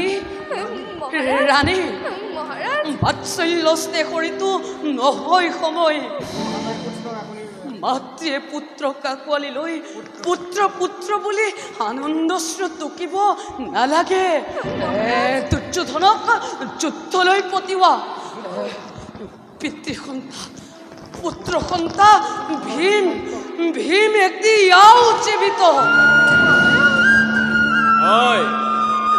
বিদায় দিয়া যুদ্ধলৈ যাওঁ উদযাপন নহবি পুত্ৰ ৰাণী কালক্ষয় নকৰিবা ৰাণী পুত্ৰক বিদায় দিয়া এই বিদায় কাৰণে মহাৰাজ আপুনি ইমান অধৈৰ্য হৈছে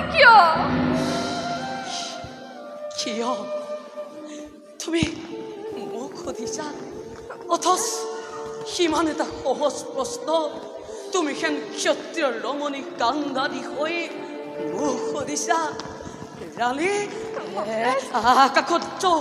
আকাশত দেখিছা যদি মৌন ম্লান মেঘমালা সোধা ফুলৰ হস্তিনাৰ বতাহক সোধা শাৰী শাৰী প্ৰতীক স্তম্ভ খোদা এই ধৃতৰাষ্ট্ৰ আজি কিয় ইমান অধৈৰ্য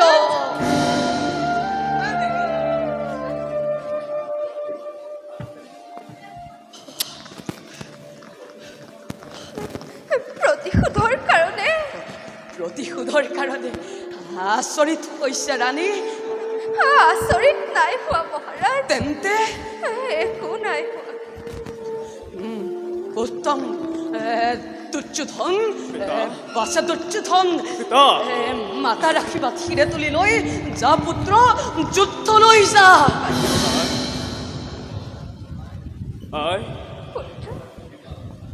আশীৰ্বাদ কৰিবা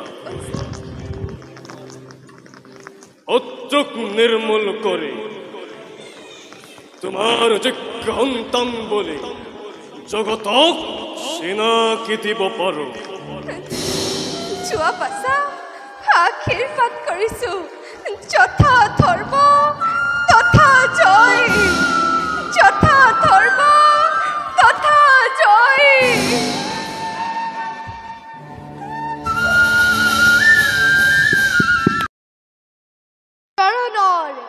সামৰণি পৰি আহিছে বাকী আছে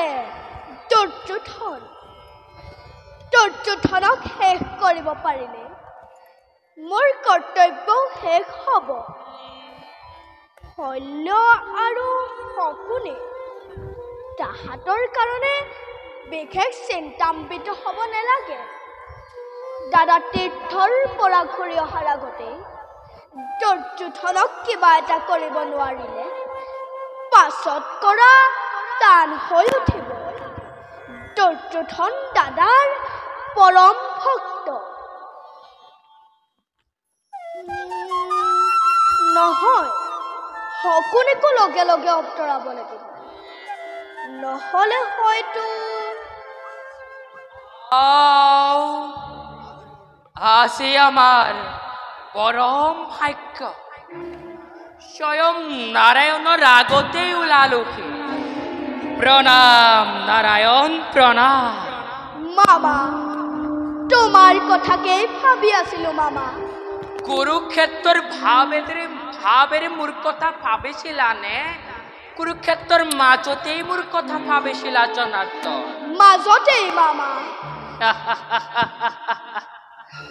তেনেহ'লে আমাৰো চাউল উকলি কিয় মামা অতদিনে ডাঙৰ ডাঙৰ গ্ৰহ নক্ষত্ৰবোৰ বৰ্ণনা কৰি আছিলা দেখিয়েই আমি চকুত নপৰিছিলোঁ এতিয়া সেইবোৰ শেষ কৰি যদুপতিয়ে যেতিয়া সৰু সুৰা তৰাৰ লেখত ধৰিলেহি আমিতো পপীয়া তৰাহে আমাকতো খহাবাই যদুপতি মামা তুমি বৰ চতুৰ সকলোখিনি যদুপতিৰ পৰাই ধাৰ কৰা বাৰু মামা তোমাক কথা এটা সুধো কবানে সন্তৰ্যামী ভগৱানে নকলেও বুজিব বাৰু কোৱাচোন এইবাৰ কুৰুক্ষেত্ৰ ৰণত তুমি কাৰ পৰাজয় হ'লে ভাল পোৱা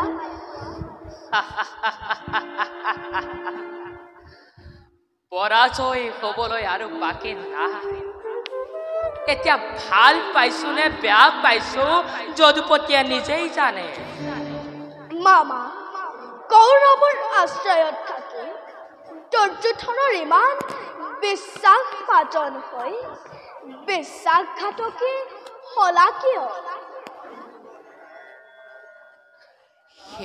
তাৰো প্ৰশ্ন আজি নাৰায়ণক দিব লাগিবনে তুমি নিষ্ঠুৰ আৰু তুমি মই মোৰ কৰ্তব্য কৰিছো মোৰ কৰ্তব্যত কোনখিনিত গতি হ'ল দয়াময় ভাগিন ভাগিন বুলি মুখৰ অমৃতেলে ফুলাই হলাহল বেশ পোৱাতকৈ সন্মুখ যুদ্ধত শত্ৰুতাই অনেক গুণে শ্ৰেয় মামা যদুপতি ক্ৰোধান্ত মানুহ এই প্ৰবঞ্চনা প্ৰতাৰণাৰ ক্ষমাৰ অযোগ্য বুলি জানো কিন্তু পূৰ্ণ ব্ৰহ্ম নাৰায়ণৰ কপট নিদ্ৰাতকৈও মোৰ এই আচৰণ বেছি দুখনীয় নে? তুমি ভুল বুজিছা মামা। সদায় ভুল কৰি কৰি ভুলতেই অভ্যস্ত হৈছো। এতিয়াৰো শেষ বতৰত সেই ভুল নাভাগে দয়াময়। মামা, তোমাৰ দুখতে কৌৰৱ ধ্বংস হ'ল। স্বৰ্ণলংকা চাই কৰিছিলে ৰাজভাষা বিভীষণে, আৰু আজি স্বৰ্ণময় ভাৰতভূমি শ্মশানলৈ পৰিণত কৰিলা। ৰাজমাতুল তুমি শকুনিয়ে। হে মাধৱ, মোৰ ধন্যবাদ গ্ৰহণ কৰ। নবুজিলো মামা। অতি বৰ পদ সেউৱে হওক দুৰ্যোধনৰ অন্নৰে পালিত দৰিদ্ৰ শকুনি প্ৰপ্তাৰ প্ৰবঞ্চ শকুনিৰ মূৰৰ ওপৰত ভাৰত যুদ্ধৰ সকলো কলংক জাপি দি অগতিৰৰ গতি ভগৱান কৃষ্ণই যেতিয়া দুখৰ হাত সাৰিব খুজিছে, এই শকুনি সামান্য শকুনি নহয়। তাৰ জীৱন ধন্য, তাৰ জনম ধন্য, আৰু সেই জনমৰ গৰাকী তুমি নাৰায়ণ। মোৰ ধন্যবাদ গ্ৰহণ কৰা। মামা, তোমাৰ উদ্দেশ্য আৰু মোৰ উদ্দেশ্য একে নহয়। তোমাৰ উদ্দেশ্য প্ৰতিশোধ, ধ্বংস, আৰু মোৰ यदा यदा हि धर्मस्य ग्लानिर्भवति भारत अद्भुत्यानम् अधर्मस्य तदात्मानं सृजाम्यहम् परित्राणाय साधूनां विनाशाय दुष्कृतां धर्म संस्थापनार्थाय संभवामि युगे युगे संभवामि युगे युगे।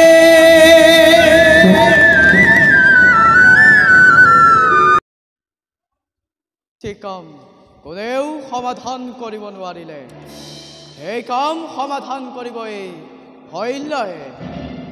দুৰ্নৱধৰি দিনা শকুনিয়ে কোৱা কথা আজি মোৰ পৰিছে মনত। হইল, তুমি এই দুৰ্যোধনৰ মান ৰক্ষা কৰিব লাগিব। আজি সেই অপূৰ্ব সুযোগ সমাগত। দুৰ্যোধন অযোগ্যজনক সেনাপতি পাতি অতদিন আজি ভক্তি ক্ষয় কৰি আহিছিলা, তাক তুমি আজি সহজে বুজিব লাগিব। মৰ্দপতি কুৰুক্ষেত্ৰৰ আদি সেনাপতি পাতি হস্তিনাপুৰত পতি হানি অৱহেলাৰ কৰুণ বিননি শুনিব নালাগিলহেঁতেন।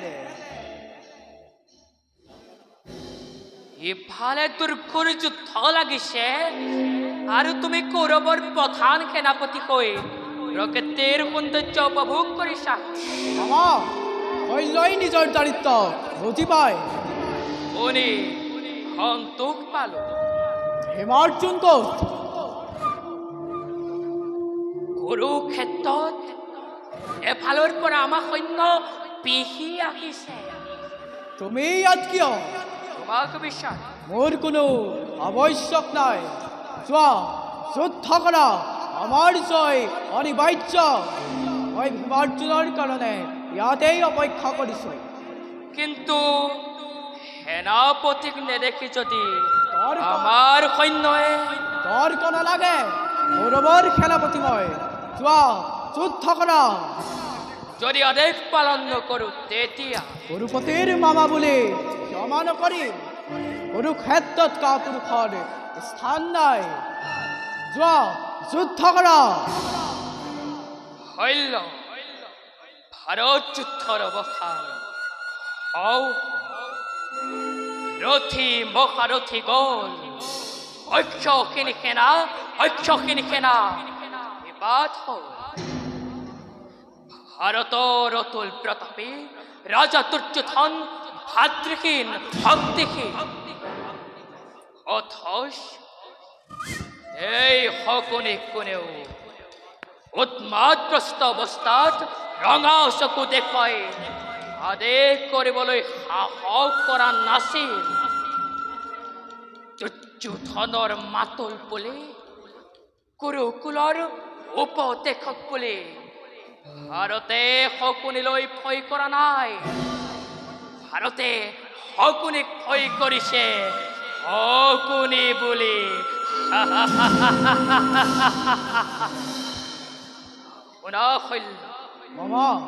যি কুৰুক্ষেত্ৰৰ আজি তুমি চতুৰ্থ সেনাপতি হৈ নিজেই গৰম বোধ কৰি মোৰ ওপৰত আদেশ কৰিছা। এই কুৰুক্ষেত্ৰৰ উদ্বোধন কৰিলেই শকুনিয়ে আৰু জবনিকা পেলাব এই শকুনিয়ে। তোমাৰ উদ্দেশ্য কি? মোৰ উদ্দেশ্য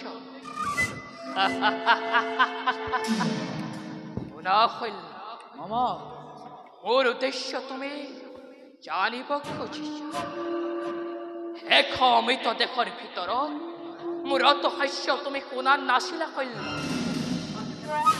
পাখা খেলত পিতৃৰস্তিৰে নিৰ্মিত পাখিটি মোৰ ৰহস্য তুমি শুনা নাছিলা শৈল্য। মোৰ উদ্দেশ্য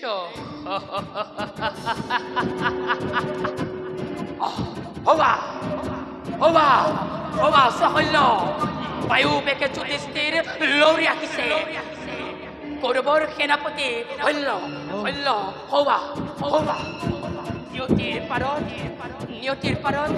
নিয়তিৰ ফেৰি বাজি উঠিছে। তুমি আগবাঢ়া শৈল্য, তুমি আগবাঢ়া।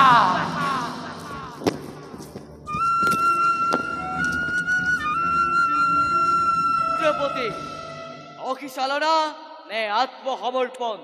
আগন্তে নিজক ৰক্ষা কৰা। উত্তম।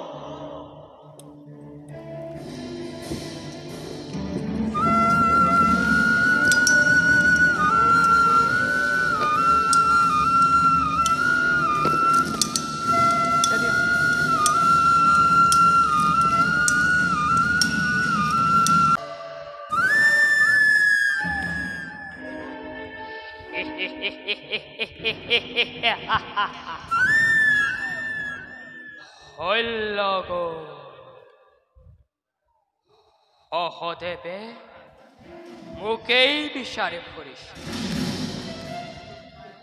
দুৰ্যোধন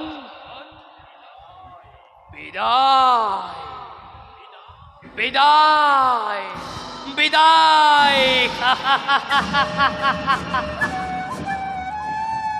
যি শকুনি ৯৯টা ভাতৃ আৰু পিতা অনাহাৰে অন্ধকাৰ কাৰাগাৰত ৰাখি তিল মাৰিছিলা। সেই শকুনি তোমাৰ ৯৯টা ভাতৃৰ কালচ চক্ৰত পেলাই ধৃতৰাষ্ট্ৰৰ বুকুত একখন চিতা জ্বলাই মোৰ প্ৰতিজ্ঞা আখৰে পালন কৰিলো। আজি মোৰ কৰ্তব্য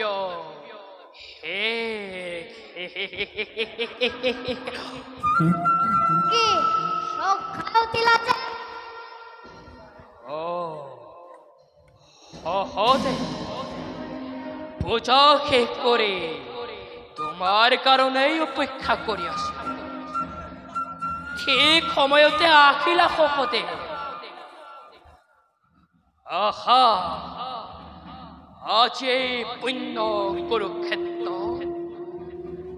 গুৰুকুলৰ মন্ত্ৰণা দাতা দুৰ্যোধনৰ মাতুল, জগতৰ ধূমকেতু, মানৱ জন্মৰ পহেলিকা, শকুনিৰ শেষ নিশ্বাসত কুৰুক্ষেত্ৰ সামৰণি পৰক। এই বুলি আত্মসমৰ্পণ নকৰো প্ৰতিহিংসা পৰায়ণ ক্ষত্ৰিয় ময়ো অস্ত্ৰ চলাব জানো।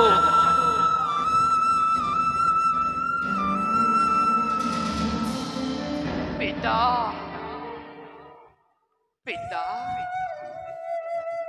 জন্মদাতা মোৰ, সত্তৰ কণিতেৰে ৰাঙলী মোৰ জীৱনৰ ৰঙা জবা পাখি। তোমাৰ পদত মই কৰিলো সৰ্পণ। দুৰ্যোধন ধৃতৰাষ্ট্ৰ গান্ধাৰী,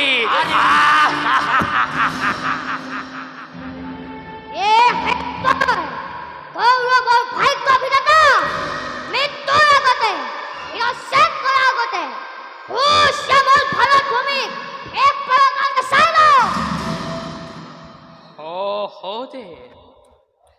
ভাৰত ভূমিক সুশ্যামল কৰি ৰখা নাই, সীতাগ্নিত চাই কৰি দিছো। কৌৰৱক কৌৰৱ কৰি ৰখা নাই, শিখতৰ কৌৰৱ ধূলিৰ লগত মিহলাই দিছো। আৰু দুৰ্যোধনক ৰজা কৰি ৰখা নাই, পথৰ ভিক্ষাৰী কৰি বুকু ভাঙি কন্দুৱাই কন্দুৱাই ভাৰতৰ শাসন খাত এৰি দিছো। মিত্ৰত দোষী, জাতিত দোষী, পুৰস্কাৰ গ্ৰহণ কৰা। যি শকুনিয়ে ৯৯টা ভাতৃক মৃত্যুদণ্ড দিব পাৰে, সেই শকুনিয়ে মৃত্যু গ্ৰহণ কৰিবও জানে। আজি মোৰ মৃত্যু নহয়, আজি মোৰ মৃত্যু নহয়, মুক্তি মুক্তি মুক্তি।